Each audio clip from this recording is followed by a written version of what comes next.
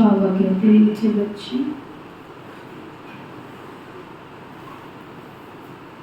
दुख हरता सुख करता एक बेहद का बाप ही है।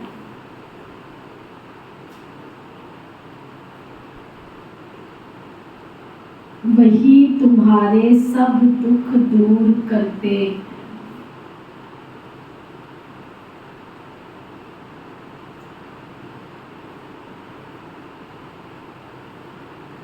मनुष्य किसी के दुख दूर नहीं कर सकते।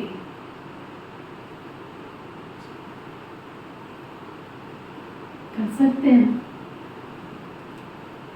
समझते हैं मनुष्य कर सकते हो, आप कर सकते हैं।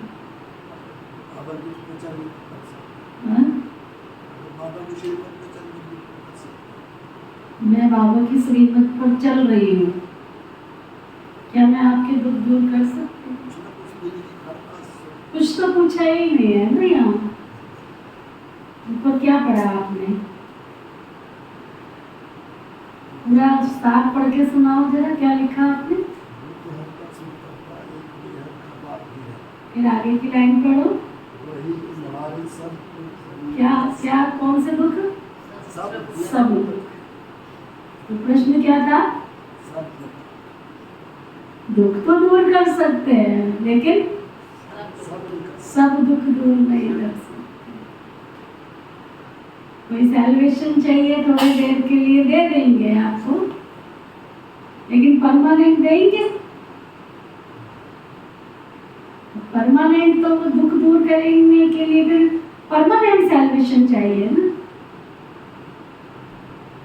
मान लो आपके घर में आपको कोई रोटी पका के भोजन बना के देने वाला नहीं है, और आपको सैल्वेशन चाहिए, तो हम कहेंगे चलो जी 1 दिन 2 दिन 4 दिन हफ्ता 10 दिन महीना, उसके बाद ये आप अपना इंतजाम कर लो, हम इतना नहीं कर सकते। तो अंडरलाइन क्या कराया बाबा ने? सब दुख दूर करने की शक्ति तो एक बेहद के बाप नहीं है, वही कर सकता। अब आपका प्रश्न उठेगा कि वो भोजन में हमारी व्यवस्था कैसे कर सकता है? अगर बाबा के साथ आपका सही कनेक्शन होगा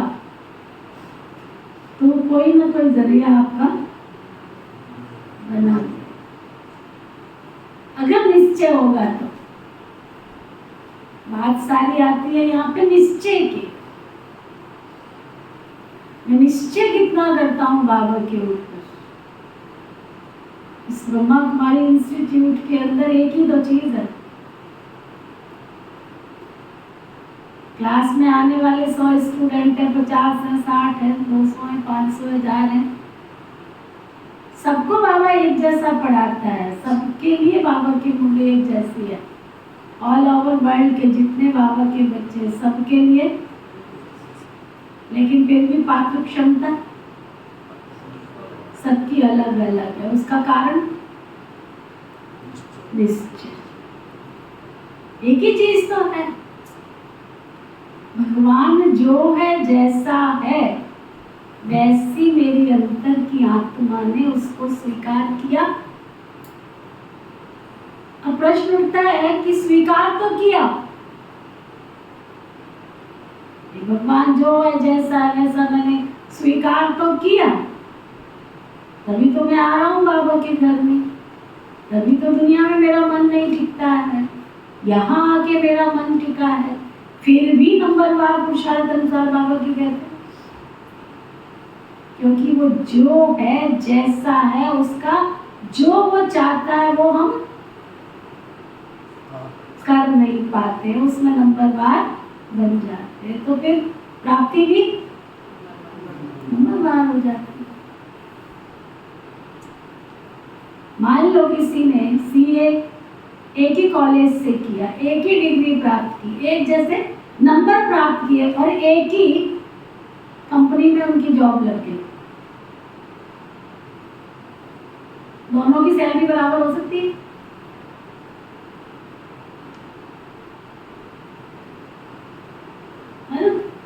कुछ ना कुछ उसमें अंतर, जिसको बाबा उदाहरण देता है कि कोर्ट में पहनने वाले, काले कोट पहनने वाले वकील तो सारे ही होते हैं, जिसको वो भी होते हैं उनका ड्रेस कोड जो भी होता है, लेकिन उनमें कोई रोज का लाख कमाता है, कोई 10,000 कमाता है, कोई 5,000, कोई खाली कोट पहनकर, फटा कोट पहनकर के घूमता रहता है। लॉ कॉलेज एक जैसा था, पढ़ाने वाले एक जैसे थे, स्टडी जो पढ़ रहे थे वो भी एक जैसी थी, फिर भी अंतर कहाँ आया कि उस पढ़ाई को जो पढ़ा, उस पढ़ाई को धारण कितना किया, प्रैक्टिकल कितना किया। मेडिकल इंस्टीट्यूट में पढ़ने वाले स्टूडेंट मेडिकल करते हैं, पढ़ाने वाला एक जैसा, पढ़ने वाले सब एक जैसे, पढ़ाई एक जैसी, फिर किसी डॉक्टर की फीस ज़्यादा, किसी की कम की। जो पढ़ाई की उसको धारणा में कितना लाया। यहाँ भी वैसा है कि भगवान जो है, जैसा है, उसको वैसा मानकर, जानकर स्वीकार कर लेना। हम भी चिंतन करते रहते हैं, ब्रह्मा बाप ने बाबा को जो है, जैसा है, जाना, माना, पहचाना और स्वीकार किया। दादियों ने ब्रह्मा बाप की जो भुजाएं थी, माँ जगदम्बा की जो भुजाएं थी, उन्होंने जो है, जैसा है, जैसा जाना, माना, पहचाना, उसमें भी तो नंबरवार बने। और हम सब जो बाबा के बच्चे वर्तमान में, ऐसा नहीं है कि अभी ऐसे बच्चे बाबा के निकल नहीं रहे हैं, बहुत ऐसे बच्चे जो लास्ट सो पास हो फर्स्ट बाबा ने सीट रखी हुई, जाने का पुरुषार्थ करके आगे बढ़ रहे। उनकी आंख ने जो है, जैसा है, उसको पहचान के वैसा वो तन मन धन इतनी फास्ट गति से बाबा की सेवा में लगा है। तो वो बाबा कहते सब दुख दूर करने वाला, तो जो जैसा जितना बाबा को स्वीकार कर रहा है, जितना निश्चय बुद्धि बन के चल रहा है, उसने उसके पास प्राप्तियों के भंडार आते जा रहे हैं। हमारा सतयुग का पहला जन्म तो संगम युग है ना, भगवान हमें मिला है, उसकी प्राप्ति में संगम युग में दिखनी चाहिए ना, सतयुग में थोड़ी दिखेगी, यहाँ दिखनी चाहिए ना। तो अगर मैं बाबा की बच्ची बनी, बच्चा बना और अब तक मैं भटक रहा हूँ, अभी तक मैं इधर उधर अपने जीवन को सेफ ही नहीं कर पा रही, सेफ ही नहीं कर पा रहा हूँ, तो भगवान मिले ना मिले फर्क क्या पड़ता है। दुनिया जैसे भटक रही है वैसे मैं भी भटक रहा हूँ, दुनिया जैसे चल रही है वैसे मैं भी चल रहा हूँ, दुनिया जैसे खा रही है वैसे मैं भी खा रहा हूँ, दुनिया जैसे दुखी हो रही है मैं भी दुखी हो रही हूँ। तो मेरा संगम युग, सतयुग का पहला जन्म सिद्ध होता है। अगर सतयुग का पहला जन्म है तो प्राप्तियां भी तो मुझे होनी चाहिए कि नहीं होनी चाहिए। वो अंडरलाइन करो, क्या शिव बाबा दुख करता सुख करता है 1 पॉइंट, लेकिन सेकंड जो है, जैसा है, वैसा जानकर, मानकर, पहचान कर उसे सब सुख प्राप्त करने हैं। सब अंडरलाइन क्या करना है, सब सुख प्राप्त करने हैं। अच्छा, फिर बाबा पूछते हैं विश्व में अशांति का कारण क्या है।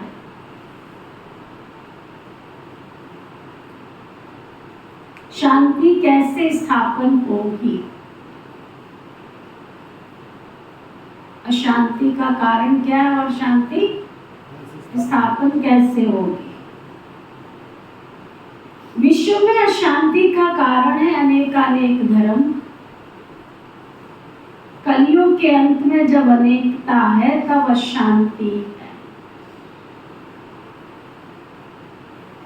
बाप आकर एक सत्य धर्म की स्थापना करते हैं,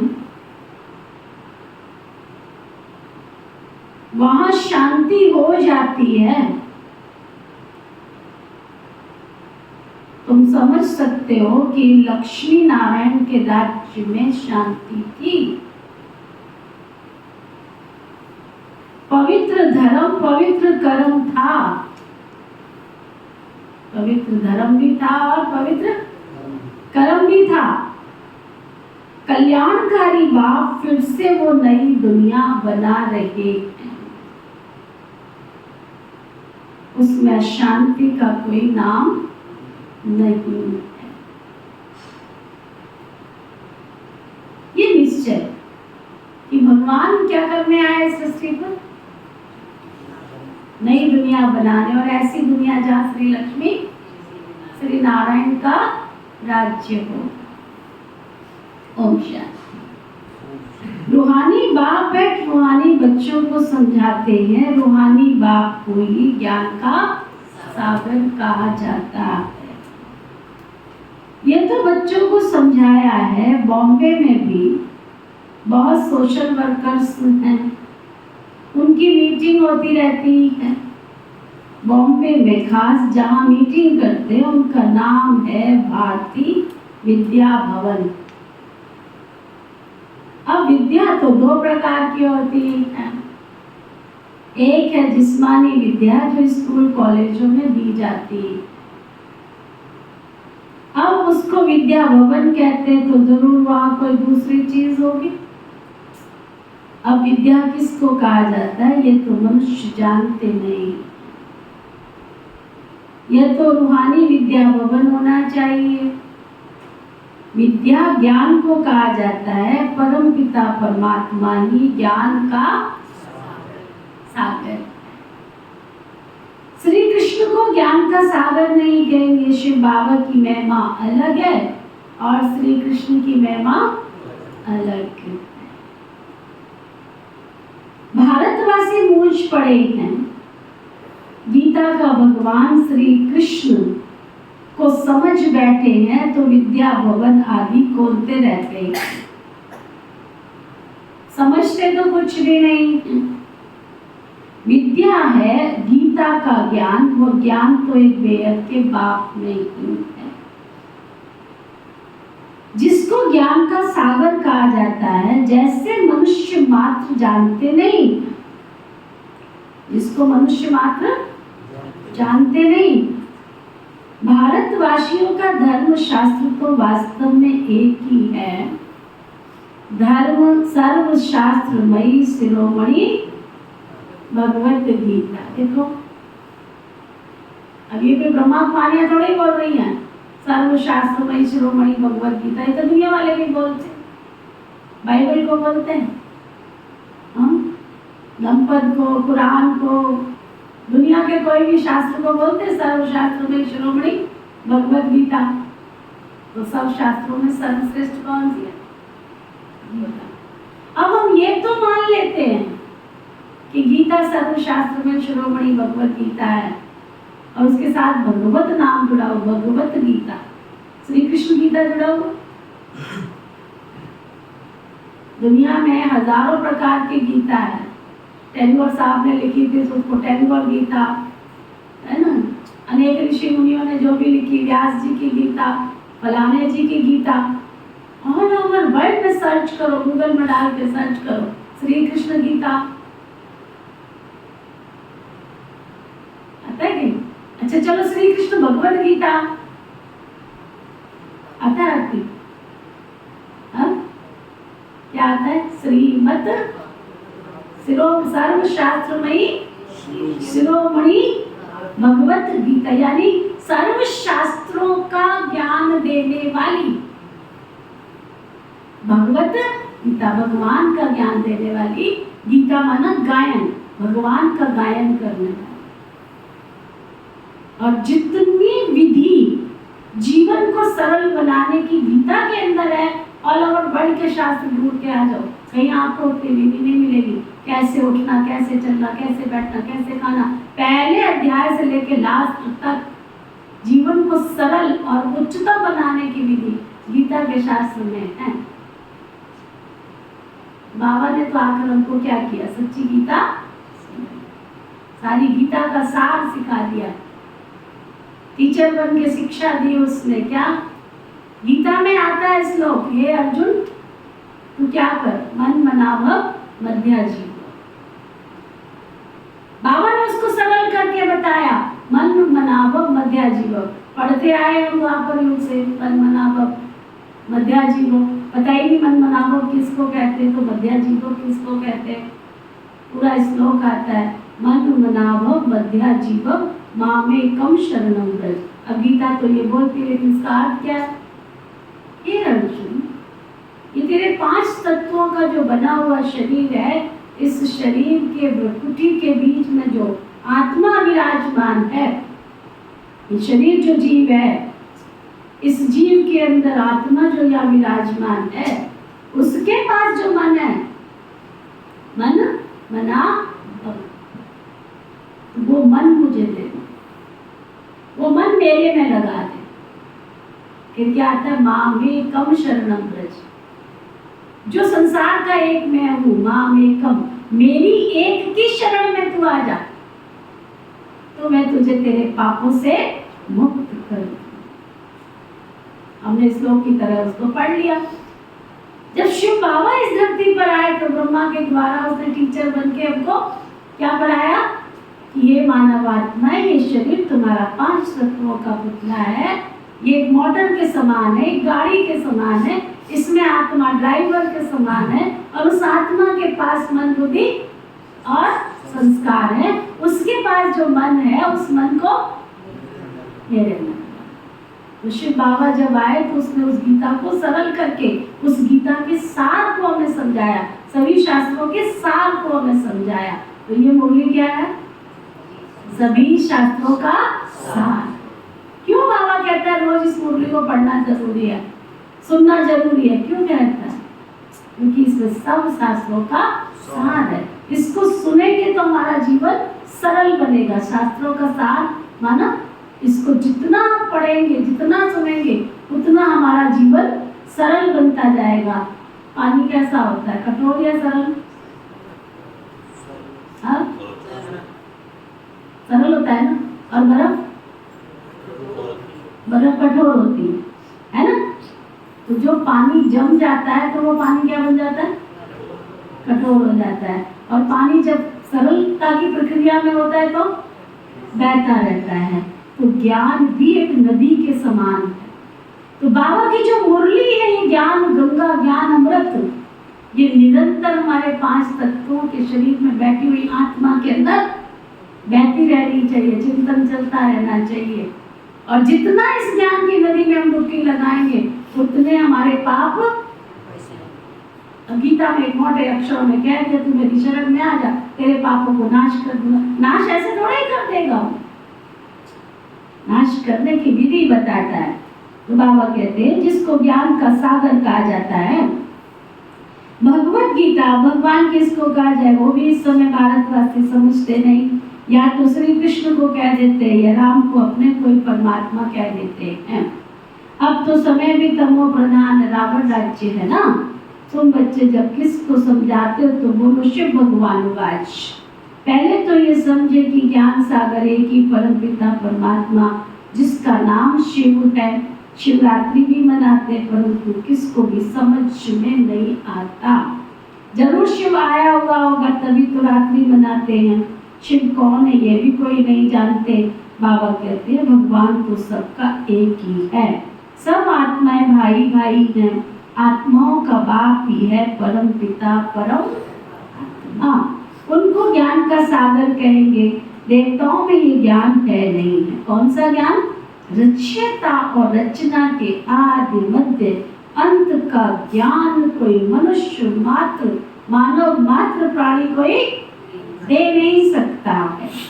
कहते भी है प्राचीन ऋषि मुनि भी नहीं जानते थे। प्राचीन का अर्थ ही नहीं जानते हैं। सतयुग त्रेता हुआ प्राचीन। सतयुग है नई दुनिया, वहाँ ऋषि मुनि थे ही नहीं, है ना। सतयुग में ऋषि मुनियों का क्या काम था? वो तो थे ही नहीं। ऋषि मुनि आदि तो सब बाद में आए, वह भी इस ज्ञान को नहीं जानते, तभी तो नेति नेति कहकर चले गए। वह जानते नहीं तो भारतवासी सोचो, विचार करो, इतने तमोगुणी हो गए हैं तो क्या वो ज्ञान को जान पाएंगे? ऋषि मुनि तो फिर भी शुद्ध आत्माएं थी, पवित्र आत्माएं थी, वो भी नेति नेति कहकर चले गए। बाबा कहते विचार करो, आज की तमो प्रधान मनुष्य आत्माएं जानेंगी क्या? इस समय साइंस का घमंड देखो कितना है। इस साइंस के द्वारा समझते भारत स्वर्ग बन गया है।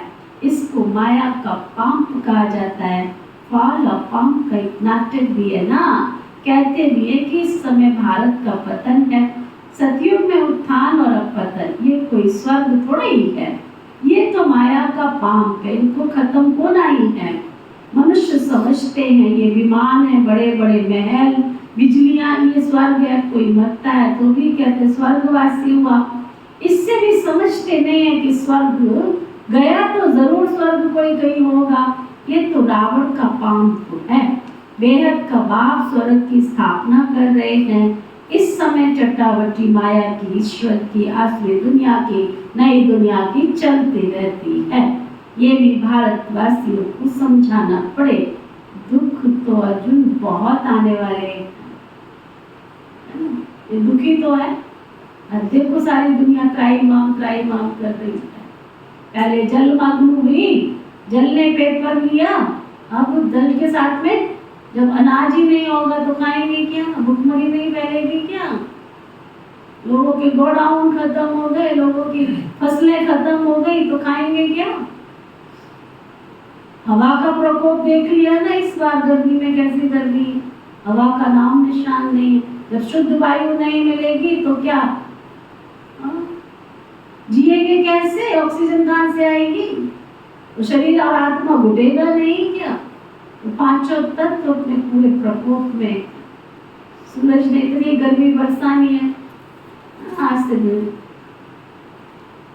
कितने वर्षों पहले नॉस्ट्रोडेमस की भविष्यवाणियां निकाल के पढ़ो। ये सूरज ऐसी आग उगलेगा है ना, चलते चलते मनुष्य पिघल जाएंगे। देख रहे हैं ना, वो सीन अब बढ़ते चले जा रहे। तो बाबा को बैठ के बोलती, बाबा ऐसी दुनिया से पहले तो नई दुनिया में ले चलो, ऐसी तमो प्रधान दुनिया होगी। पांचों तत्व में पूरे फुल फोर्स में, प्रकोप में है। क्या करोगे? अभी तो आपको बिजली मिल रही है, जहाँ बाढ़ आई, जहाँ तूफान आए, जब खंभे गिर गए, जहाँ पावर हाउस में पानी भर गया, वहाँ बिजली है। उस दुख को आप चावल वाले देख गए हो, पहले देख लिया है, फिर भी हम पुरुषार्थ नहीं करें, फिर भी दुख आने का इंतजार करें, तो इससे बड़ी और क्या बेवकूफी हो सकती है ना? बाबा कहते हैं ये माया का पाप पे ये सब कुछ खत्म होने वाला। मन की आंखों से देख, इस समय सब कुछ खत्म होने वाला है।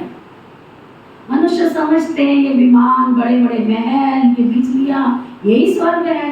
कोई मरता है तो कहते हैं स्वर्ग है। अरे ये स्वर्ग नहीं है, अभी तो अथाह दुख आने वाले हैं। अथाह दुख आना है, दो बार बाबा ने दिया, अथाह दुख है, अथाह दुख आने वाले हैं। इसलिए बाबा ये नहीं कह रहा है क्या बाबा सुबह सुबह क्या कह रहे। बाबा अपने बच्चों से इतना प्यार करता है कि बच्चे दुख के पहाड़ गिरे, दुख आवे उससे पहले अपने आप को सावधान करो। समझदार तो उसी को कहेंगे ना। चलो ये 10 मिनट का जो आपको टाइम मिलता है ना, इसमें नींद नहीं करो। ये सोने का वक्त नहीं, शाम ना करो। क्या गीत है तेरा? ये सोने का वक्त नहीं, बहादुरी से सामना करो, है ना? सामना करो। हर समय क्या सोते सोते रहना। जागृत अवस्था में मन की तार बाबा के साथ हो। ये जो गीत बजता है ना, आप इस गीत की एक एक लाइन सुनो, अंतर मन की जोत जगा के। तो तुम्हारा गीत बज रहा अंतर मन की जोत में, ये थोड़ा ही होता है। एक एक गीत के लाइन के शब्द सुनो, अंतर मन की जोत, राजयोग का अभ्यास, एक एक शब्द सुनो इस गीत के, तो भी आत्मा की तार जुट जाए। ये गीत ब्रह्मा कुमारी विश्वविद्यालय के ऐसे नहीं बने हैं, उन गीतों के अंदर शाब्दिक अर्थ है सारे। उस अर्थ को समझकर बाबा के साथ योग लगाए। चलो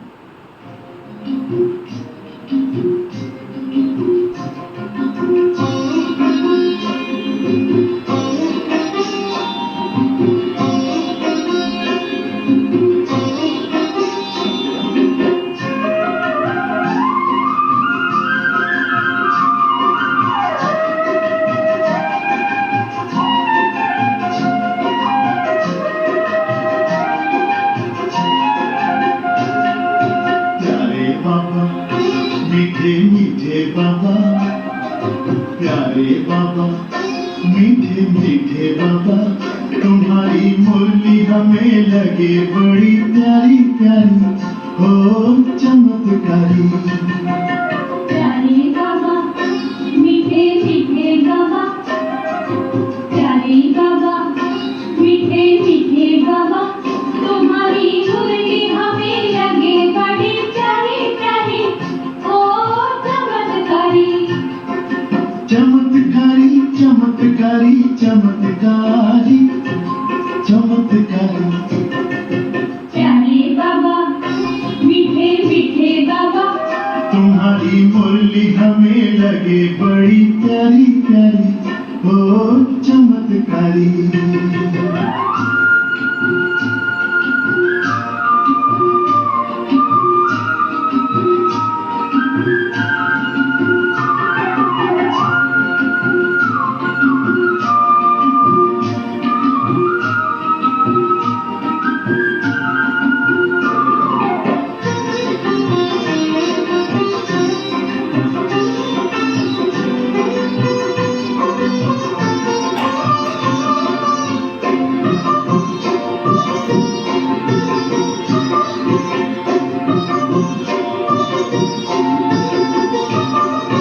तुम्हारा हर बोल बड़ा है अनमोल, तुम्हारी वाणी है आसमानी।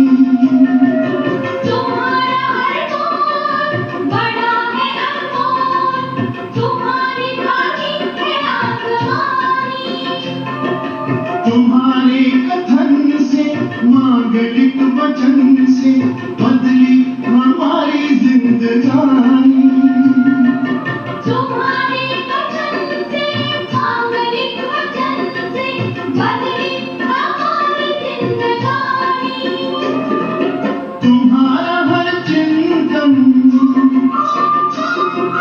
तुम्हारा हर चिंतन ज्ञान का विवेचन, बड़ा है मंजूर मनोहारी, हो मनोहारी। प्यारे बाबा, मीठे मीठे बाबा, तुम्हारी मुरली हमें लगे बड़ी प्यारी प्यारी, हो चमत्कारी।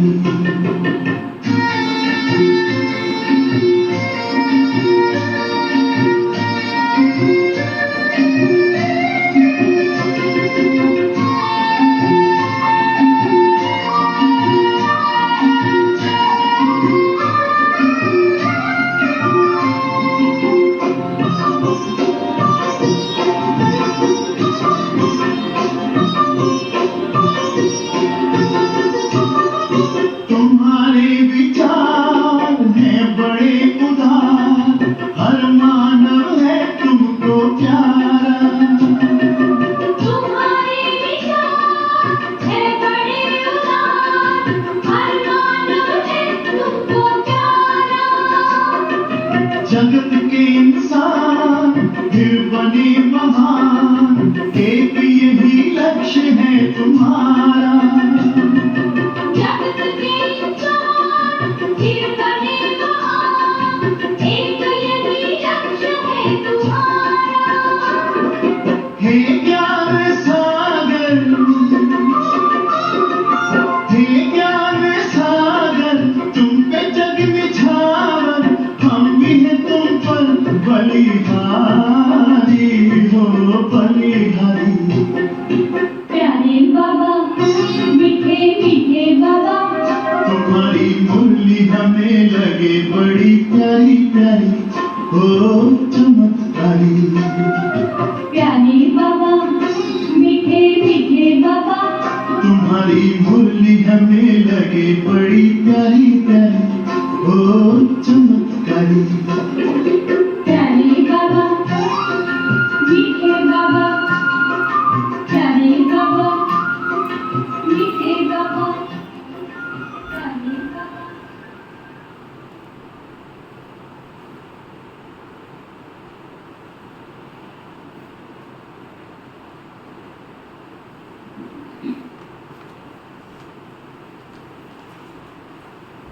बाबा बता रहे थे, ये तो भारतवासियों को समझना भी पड़े, समझाना भी पड़े कि दुख तो अजून बहुत आने वाले हैं। हाँ, दुख आना है। स्वर्ग तो होता ही सतयुग में, कलयुग में तो हो ना सके। यह भी किसको पता नहीं है कि अभी ये पुरुषोत्तम संगम युग किसको कहा जाता है। ये भी बाबा समझाते, ज्ञान दिन है और भक्ति रात है। अंधियारे में देखो कितने धक्के खाते रहते हैं, भगवान से मिलने के लिए कितने वेद शास्त्र पढ़ते रहते हैं। ब्रह्मा का दिन, ब्रह्मा की रात, ब्रह्मा का दिन सो ब्राह्मणों का दिन और ब्रह्मा की रात सो ब्राह्मणों की रात। सच्चे सच्चे मुखवंशावली तो तुम ब्राह्मण हो, वह तो कलियुगी मुखवंशावली ब्राह्मण है। तो जरूर बाबा कहते तुम वो पुरुषोत्तम संगम योगी ब्राह्मण। ये बातें और कोई नहीं जानते हैं। ये बातें जब समझे तब बुद्धि में आवे कि हम क्या कर रहे हैं। बाबा ने इतना समझा के फिर क्या कहा, अगर बुद्धि किसी कोने में यहाँ बैठ जाए ना कि मैं संगम योगी पुरुषोत्तम संगम योगी ब्राह्मण हूँ, तो उसका जीवन ऐसे वैसे जाएगा क्या? कौड़ियों के भाव जाएगा क्या? कौड़ियों के भाव जाएगा? सोचो जरा, विचार करो। 87 साल हो गए बाबा को, 87 88 ईयर हो गए हैं। कितने साल का संगम युग और बच्चा? क्या कर लोगे 17 साल में तुम? 12 साल में क्या कर लोगे आप सोचो। जो तुम अभी 88 वर्ष में नहीं कर पाए हो, तो 12 साल में क्या कर लोगे? कर लोगे? कुछ है तुम्हारे पास? सारी दुनिया विनाश के कगार पे खड़ी हुई है। कब मौत की शहजादी सज के आएगी पता नहीं, तो उठा के ले जाएगी। कौन से हवा का झोंका आएगा और हमें उठा के ले जाएगा, मालूम नहीं। अनिश्चित काल में जी रहे हैं, जहाँ कोई निश्चित है ही नहीं है कुछ भी। फिर भी हम ख्वाब देखो कितने ऊंचे ऊंचे देखते हैं। ख्वाब देखना मना नहीं है। ख्वाब देखो नई दुनिया के, ख्वाब देखो विश्व की दुनिया के, ख्वाब देखो कि मुझे सतयुग में कौन सा पद पाना है, उसके लिए पुरुषार्थ करो ना। किसने? बाबा ने थोड़ी मना किया कि ख्वाब नहीं देखना है। देखो ना, इस विनाशी दुनिया के लिए तुम क्या ख्वाब देख रहे हो? इस विनाशी दुनिया में तुम जो कुछ कर रहे हो सब विनाश होगा।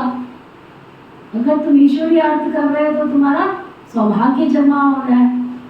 अब बाबा कोई भिखारी है जो तुमसे मांग रहा है? बाबा केवल तुम्हें वार्निंग देते, बाबा तुम्हें समझाते हैं, बच्चे अगर उच्च पद पाना है तो ये कर लो। बाकी तो सतयुग में तो पुरानी कलियुग की दुनिया में तो सतयुग में बदलना ही है ना, ट्रांसफर तो होना ही है ना। उसके पहले तुम ट्रांसफर कर लो अपना। तो बाबा कहते हैं अगर ये समझ में आ जाए तब ना, क्या समझ में आ जाए कि हम पुरुषोत्तम संगम युग पर है और हमें ब्राह्मण है। सुना, ये बातें और कोई तुमको समझा नहीं सकते हैं। ये बातें जब कोई समझे तब बुद्धि में आए कि हम क्या कर रहे हैं। भारत सतो प्रधान था जिसको स्वर्ग कहा जाता है, तो जरूर ये नर्क है, तब तो नर्क से स्वर्ग में जाते हैं ना। वहाँ शांति भी है, सुख भी है, लक्ष्मी नारायण का राज्य भी है ना। तुम समझा सकते हो मनुष्यों की वृद्धि कैसे कम हो सकती है, अशांति कैसे कम हो सकती है। अशांति है ही पुरानी कलयुगी दुनिया में। नई दुनिया में शांति होती है, स्वर्ग में शांति है ना। उनको ये आदि सनातन देवी देवता धर्म कहा जाता है। हिंदू धर्म तो अभी का है, इनको आदि सनातन धर्म कह नहीं सकते। यह तो हिंदुस्तान के नाम पर हिंदू कह देते हैं। आदि सनातन देवी देवता धर्म था, वह कंप्लीट पवित्रता, सुख, शांति, हेल्थ, वेल्थ आदि सब कुछ था। अभी पुकारते हम पतित हैं, हे पतित पावन आओ। अब प्रश्न ये है कि आखिर पतित पावन है कौन? श्री कृष्ण को तो नहीं कहेंगे। पतित पावन परम पिता परम आत्मा, वही एक ज्ञान का सागर है। वही आकर हमको पढ़ाते हैं। ज्ञान को पढ़ाई कहा जाता है ना। सारा मदार बच्चे तुम्हारी गीता पर है। अभी तुम प्रदर्शनी म्यूजियम आदि बनाते हो, लेकिन अभी तक बीके का अर्थ भी नहीं समझते हो। हाँ, लोगों को जाके पर्चे बांट के आते हो, प्रोग्राम में प्रोग्राम कहते रोज आ जाते हैं पर्चे बांटने के लिए। तुमको पता भी है तुम किसका निमंत्रण देने आए हो? खुद को तो पता नहीं है। लोगों को कहते बहन जी इसको कोर्स करा दो, कोर्स करा दो, तुमको कोर्स का गा नहीं पता है। तुम्हें ये पता ही नहीं भगवान पढ़ाते। अगर ये पता हो कि भगवान पढ़ाते हैं तो तुम बिल्कुल मिस करोगे, बाबा का घर आना मिस करोगे।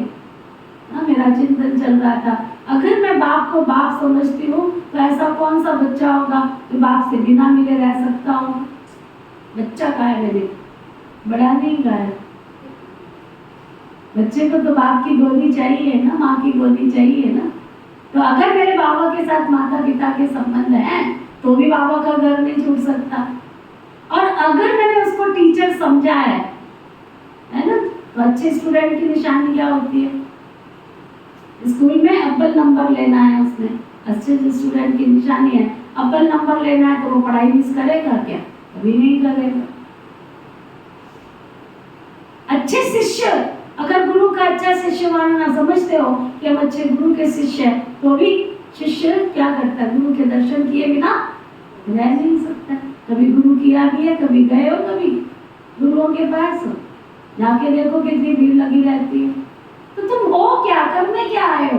तब आए बाबा कहते पहले अपना दर्शन तो करो। तो तुम हो क्या? ना तुम्हें बाप का पता है, ना तुम्हें टीचर का पता है, ना गुरु का पता है। प्रदर्शनी कर रहे हो, मेले कर रहे हो, चित्र बना रहे हो, लेकिन तुम्हें पता ही नहीं किसका गले।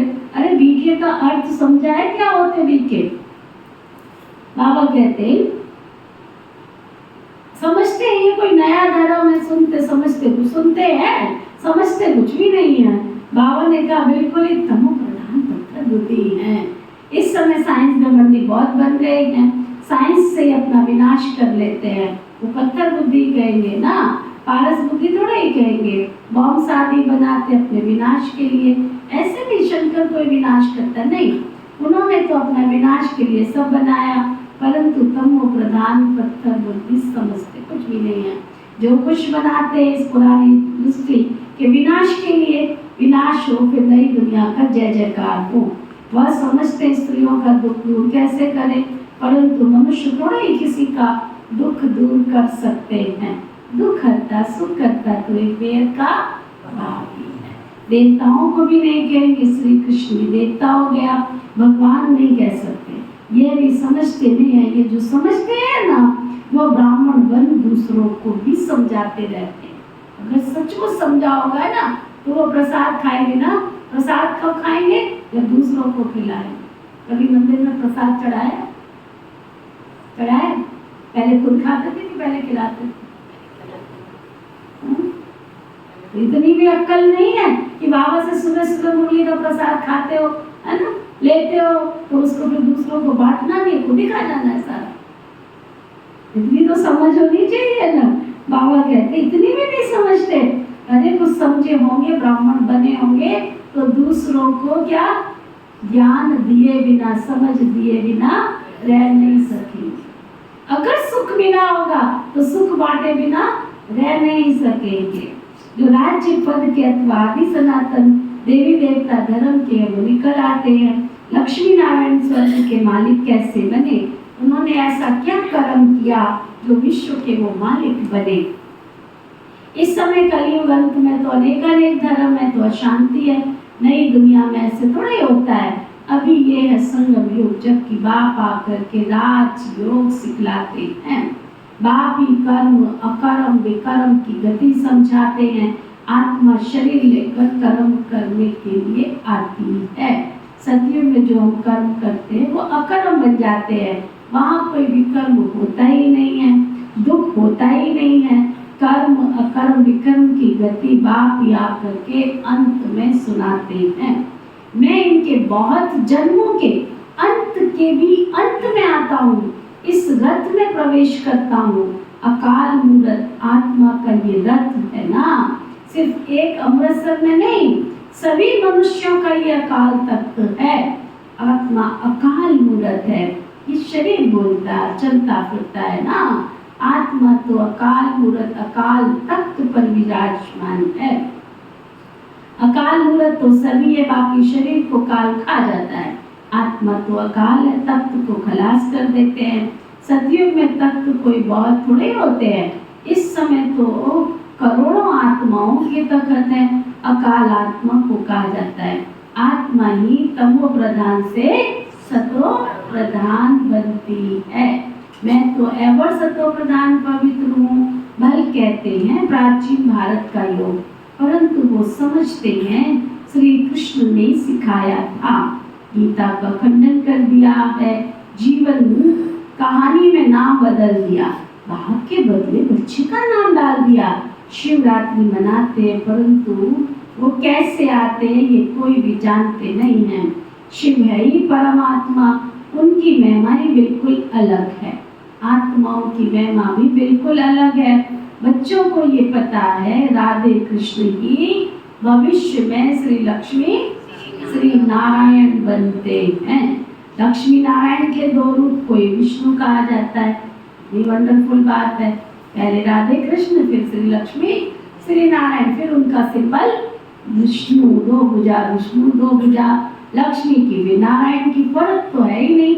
बाकी 4 भुजा वाला 8 भुजा वाला कोई मनुष्य तो नहीं होता है। देवियों आदि की कितनी भुजाएं दे दी हैं, समझाने में समय लगता है।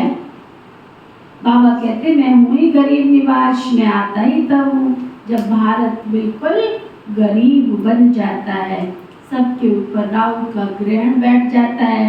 बृहस्पति की दशा थी, अब राहु का ग्रहण भारत में तो क्या सारी दुनिया सारे वर्ल्ड में लग गया है। इसलिए बाप फिर भारत में आते हैं और आकर नई दुनिया की स्थापना करते हैं, जिसको स्वर्ग कहा जाता है। भगवान वाच में तुमको राजाओं का भी राजा डबल सिरदार स्वर्ग का मालिक बनाता हूँ। 5000 वर्ष हुआ ना, जबकि आदि सनातन देवी देवता धर्म था, अब तो वो है नहीं है, तमो प्रधान हो गए है ना। बाबा खुद ही अपना और रचयिता और रचना के आदि मध्य अंत का परिचय देते हैं। तुम्हारे पास प्रदर्शनी म्यूजियम में इतने आते हैं, समझते तो आते हैं, कोर्स करने आते, कितने आते हैं, आते हैं कोई 4 दिन, कोई 5 दिन, कोर्स भी पूरा नहीं करते आजकल तो, है ना। नहीं नहीं, हमारे घर वाले कहते हैं तुम कौन से पंथ में लग गया, हम तो राधा स्वामी वाले हैं। अरे राधा का स्वामी, स्वामी का राधा, राधा स्वामी, अरे राधा स्वामी, राधा स्वामी, वो स्वामियों के स्वामी के पास तो तुम आए हो, लेकिन कौन समझावे, समझ तो चाहिए। तो बाबा कहते समझते थोड़े ही हैं, कोई विरले समझ कर इस कोर्स को करते हैं। कोई कोटों में, कोई में भी, कोई में भी, कोई विरला ही है जो भगवान के आए हुए इस दीदार को कर सकते हैं। सब थोड़ी उसका दीदार कर सकते हैं। रचयिता और रचना को जानते हैं। रचयिता है बेहद का बाप, है ना। कल में एक सूरज भाई का सुन रही थी, कहते विनाश होगा, तो विनाश मैंने आप सबको भेजा भी कि है ना, वो आपस में रुपेश भाई और उनकी वार्तालाप जो चलती है, उसमें प्रश्न उत्तर होते हैं। कहते विनाश कब होगा, है ना। वो कहते अभी तो झटके लगने हैं, है ना, 10 झटके लगने हैं, 10 झटके लगने हैं। 1936 तक 10 झटके लगने हैं। ऐसे थोड़ी श्री कृष्ण धरती पर आ जाएगा। तो कहते झटका तो राधा जी आपने लगा दिया। कहते झटके तो अभी जोरदार लगने हैं, ब्राह्मणों में से ब्राह्मण भी जाएंगे और दुनिया में से दुनिया भी जाएगी। तो श्री कृष्ण कलयुग में आएगा क्या? श्री कृष्ण कलयुग में नहीं आएगा। कलयुग में नहीं आएगा तो कब आएगा? श्री कृष्ण सतयुग में आएगा, सतयुग में भी नहीं आएगा तो कब आएगा? संगम युग के लास्ट पीरियड में आएगा, तब तक दुनिया छट चुकी होगी। लेकिन उसमें बीके भी होंगे, नॉन बीके भी होंगे, परंतु नॉन बीके कौन होंगे? जिनकी गर्भगृह में रहते हुए प्यूरिटी की धारणा होगी, अनुशुद्धि की धारणा होगी, और वो श्री कृष्ण के प्रति दीदार करने के लिए आतुर होंगे, जिनकी अटल अखंड भक्ति होगी। ऐसा नहीं है कि दुनिया में ऐसे भगत नहीं है, दुनिया के अंदर ऐसे भगत है जो श्री राधे का, श्री देवी देवताओं के दर्शन करने के अभिलाषी होंगे। ऐसे लोग ही बचेंगे, तब श्री कृष्ण का जन्म होगा, है ना। जब श्री कृष्ण बड़ा होगा, लक्ष्मी नारायण बनेगा, तब सतयुग आएगा। ऐसे थोड़ी सतयुग आ गया। हम इंतजार कर रहे, कल पर तो परसों तीसरा दिन हो गया और हम सतयुग में चले जाए। ऐसे सतयुग में नहीं जाने वाले। सत्युग में जाने के लिए घोर तपस्या करनी पड़े, पुरुषार्थ करना पड़े, श्री कृष्ण का दीदार ऐसे थोड़े ही हो जाए। श्री कृष्ण के दीदार करने के लिए श्री कृष्ण जैसी क्वालिटी या धारण करनी पड़े। अंश मात्र भी अपवित्रता नहीं चाहिए, अंश मात्र भी आसक्ति नहीं चाहिए। सहज मिले सो दूर बराबर। बाबा के प्रति इतना एक बल, एक भरोसा, अचल अखंड अटल विश्वास, तब जाके श्री कृष्ण का दीदार होगा। बाबा कहते हैं कोई बिरले ही कोर्स उठाते, सब थोड़े उठा सकते हैं। तो ना रचयिता और रचना को जानना ये सबके बस की बात नहीं, सब नहीं जानते। रचयिता एक बेहद का बाप है, उनसे बेहद का वर्षा मिलता है। ये नॉलेज एक बेहद का बाप ही दे सकते हैं। फिर राजा ही मिल जाती है, फिर नॉलेज की दरकार नहीं है। सदगति कहा जाता है नई दुनिया स्वर्ग को, दुर्गति कहा जाता है पुरानी दुनिया नर्क को। बाबा समझाते तो बहुत अच्छी तरह से है, बच्चों को भी तो ऐसे ही समझाना चाहिए ना। लक्ष्मी नारायण का चित्र दिखाना चाहिए। ये विश्व में शांति स्थापन हो रही है। आदि सनातन देवी देवता धर्म का फाउंडेशन है ही नहीं है, वो बाप आकर के स्थापन कर रहे हैं। देवताओं का पवित्र धर्म, पवित्र कर्म था। अभी ये है ही विशेष वर्ल्ड, नई दुनिया को कहा जाता है वाइसलेस वर्ल्ड, पवित्र दुनिया, शिवालय। तब समझाना, बाबा कहते हैं अब समझाना पड़े तो विचारों का कुछ कल्याण तो हो जाए। बाप को भी कल्याणकारी कहा जाता है ना, वो आते ही हैं पुरुषोत्तम संगम युग पर। कल्याणकारी युग में कल्याणकारी बाप आकर, इतनी अच्छी बात कह रहे बाबा, कल्याणकारी युग में कल्याणकारी बाप आकर सबका कल्याण करते हैं। पुरानी दुनिया को बदल कर नई दुनिया स्थापन करते हैं। इस ज्ञान से तुम्हारी सदगति हो जाती है। इस पर रोज टाइम लेकर समझा सकते हो। बोलो रचता और रचना के आदि मध्य अंत को हम ही जानते हैं। ये गीता का वही महा एपिसोड चल रहा है जिसमें भगवान ने आकर राजयोग सिखाया था, डबल सिरताज बनाया था। ये लक्ष्मी नारायण भी राजयोग से ही बने हैं। इस पुरुषोत्तम युग पर, संगम युग पर हम बाप से राजयोग सीखते हैं। बाबा तो हर बात कितना सहज कर समझाते हैं। अच्छा, मीठे मीठे सिखी लगे बच्चों प्रति माता पिता बाप दादा का याद प्यार और गुड मॉर्निंग। रूहानी बाप की रूहानी बच्चों को नमस्ते। हम सब रूहानी बच्चों की दिल व जान सिख व प्रेम से नमस्ते नमस्ते नमस्ते जी। धारणा के नियमों के साथ, राजयोग की पढ़ाई सोर्स ऑफ इनकम है। अगर ये नशा अंदर आ जाए कि सुबह सुबह बाबा के घर क्यों जाना है, क्यों जाना है आशा, क्यों आना है?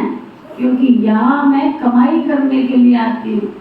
मेरा अकाउंट खुला हुआ बाबा के घर में है ना, तन की मन की धन की समय संकल्प श्वास का अकाउंट खुला, जमा करने आती हूँ मैं, यहाँ टाइम वेस्ट करने नहीं आती। ये पढ़ाई क्या है? सोर्स ऑफ इनकम है, क्योंकि इससे ही हम राजाओं का राजा बनते हैं। ये पढ़ाई हमको क्या करती है? राजाओं का भी राजा बना देती है। ये रूहानी पढ़ाई फिर क्या करनी है? कभी पढ़नी है, कभी नहीं पढ़नी है।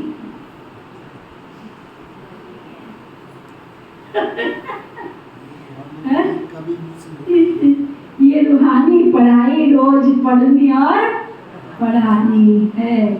सदा नशा रहे कि हम ब्राह्मण सच्चे मुख वंशावली हैं। हम कलयुगी रात से निकलकर दिन में आए। ठोकर खा रहे हम अभी तक, इसका मतलब कलयुग में है। और अगर टिक गए हैं एक जगह तो दिन में आ गए हैं। हम कलयुगी रात से निकलकर दिन में आए हैं। ये है कल्याणकारी पुरुषोत्तम युग। इसमें अपना और सर्व का कल्याण करना है। अपना भी करना है और सर्व का भी करना है। वरदान सतगुरु प्यारे बाबू का वरदान, हर श्रेष्ठ संकल्प को कर्म में लाने वाले, हर श्रेष्ठ संकल्प को कर्म में लाने वाले मास्टर सर्वशक्तिमान भव।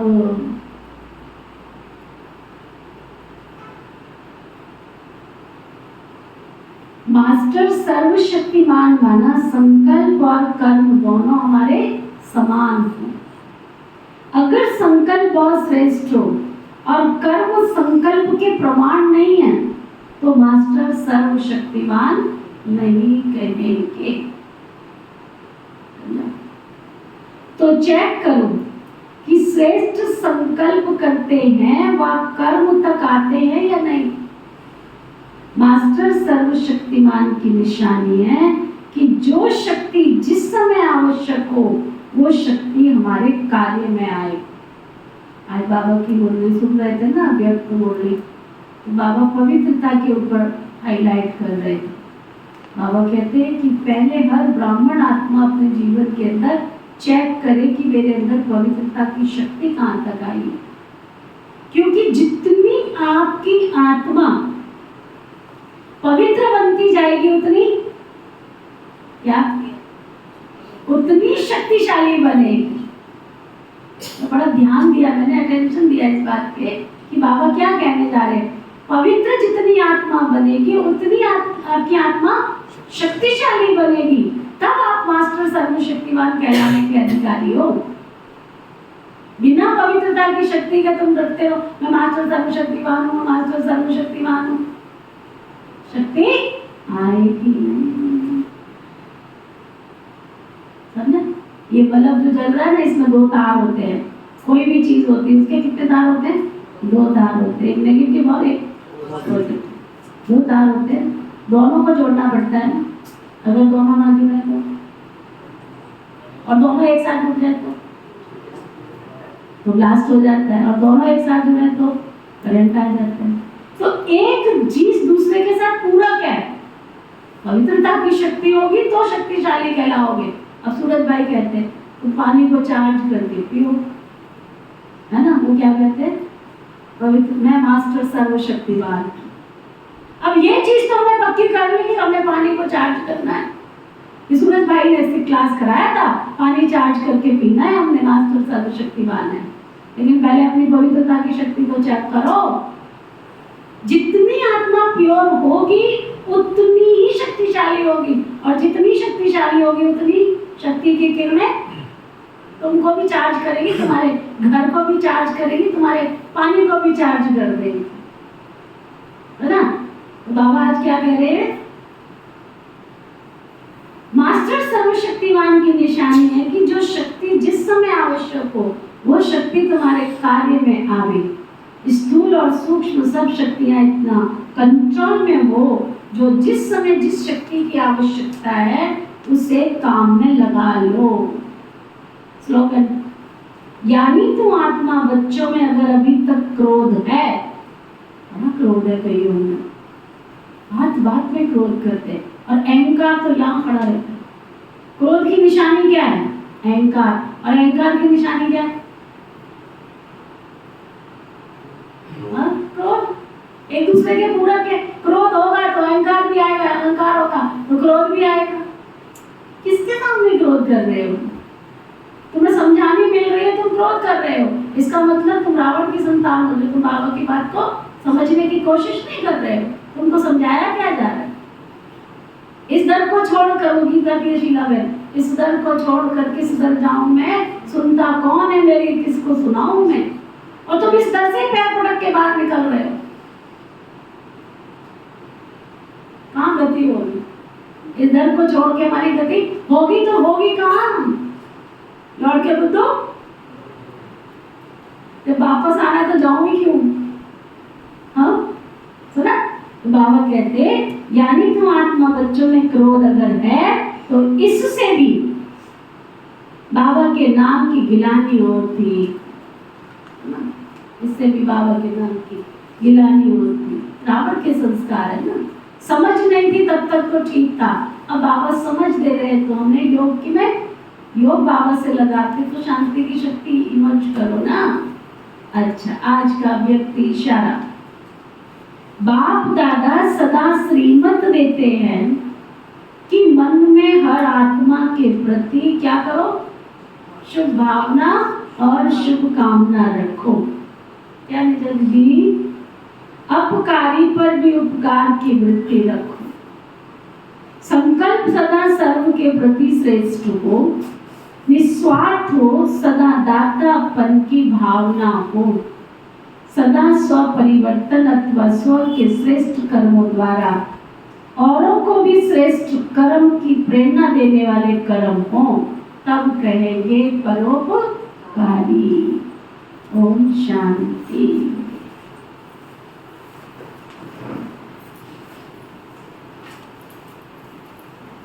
हम सबके मीठे प्यारे शिव पिता परम पिता परमेश्वर, हम सबके शिव पिता परम पिता परमेश्वर, आपने हमें बहुत बहुत ज्ञान रत्नों से सजाया, आपने हमें बहुत ज्ञान रत्नों से सजाया, सर्व गुण सर्व शक्तियों से संपन्न बनाया, सर्व गुण सर्व शक्तियों से संपन्न बनाया। आपका बहुत बहुत शुक्रिया शुक्रिया शुक्रिया। आपका बहुत बहुत शुक्रिया शुक्रिया शुक्रिया। पिता श्री ब्रह्मा बाबा, पिता श्री ब्रह्मा बाबा, मातेश्वरी मीठी मम्मा, महेश्वरी मीठी मम्मा, इस यज्ञ की सभी वरिष्ठ दीदी और दादियाँ, इस यज्ञ की सभी वरिष्ठ दीदी और दादियाँ, सभी ब्रह्मा कुमार वत्स ब्रह्मा कुमार कुमारियाँ, सभी ब्रह्मा कुमार वत्स ब्रह्मा कुमार कुमारियाँ, संसार के सभी भूमंडल में निवास करने वाले, संसार के सभी भूमंडल में निवास करने वाले जीव जंतु, पशु पक्षी, पशु पक्षी, नर नारी, मानव मात्र प्राणी, सभी का बहुत बहुत शुक्रिया शुक्रिया शुक्रिया। सभी का बहुत बहुत शुक्रिया शुक्रिया शुक्रिया। सभी सुखी हों, सभी निरोगी हों, सभी मंगलकारी हों, धर्म की जय हो, अधर्म का नाश हो, प्राणियों में सद्भाव हो, विश्व का कल्याण हो, ऐसी मेरी श्रेष्ठ मनोकामना है, ऐसी मेरी श्रेष्ठ मनोकामना है, ऐसी मेरी श्रेष्ठ शुभ कामना शुभ भावना है, ऐसी मेरी श्रेष्ठ शुभ कामना शुभ भावना है। ओम शांति शांति शांति। शांति शांति शांति।